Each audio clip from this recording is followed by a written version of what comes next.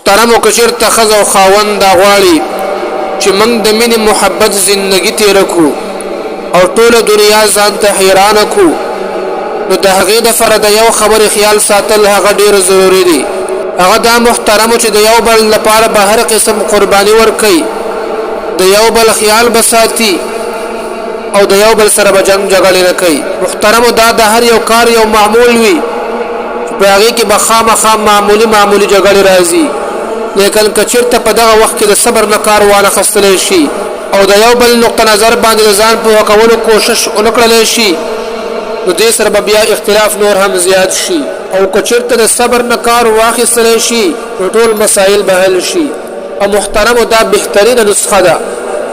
په خاندان کې د ښځې او خاوند زندگی مثالی وي. که د خاوند او ښځې زندگی د خوشګوارۍ وي نو د خاوند د هر یو کس زندگی په خوشګوارۍ سره تیریږي، او که چېرته د ښځې او خاوند زندگی خرابه وي، په زندګۍ کې جنگ جګړې وي، نو بیا دا د ټول خاندان د تباهۍ سبب جوړیږي او صرف د یو خاندان نه بلکې د دوه خاندانونو زندگی تباه کیږي. بعض وخت کې خاوند خبره وکړي او ښځه په هغې باندې فویه نشي، یا ښځه خبره وکړي او خاوند په هغې باندې فویه نشي، نو د هغې نه بیا جنگ جوړ شي او د هغې علاج دا ده چې خبرې دې بیا مختصر شي. صرف بنیادی مسله کوئ، بلا وجه غیر ضروري گفتگو مکوئ، د فضول خبرونو اجتناب کوئ، او که ته خاوند ته شکایت هم کوي نو داسې انداز کې کوه چې خاوند په هغې باندې نه خفه کېږي او د هغې بې عزتي پکې نه کېږي.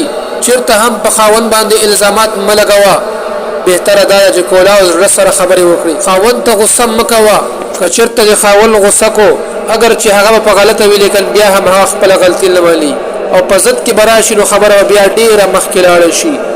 نو چونکې ستا مقصد خو به د مسلې حل کول وي نو خبره به بیا ډېره مخکې لاړه شي. نو د خاوند سره چې کوم دی په بهترین انداز خبرې کوه، د مینې محبت په انداز ورسره خبرې کوه، او خاوند له هم پکار دی د خپلې ښځې سره چې کوم دی په بهترین انداز خبرې کوي او د ښځې خبرې چې کوم دی هغه په خپل سر باندې وړي.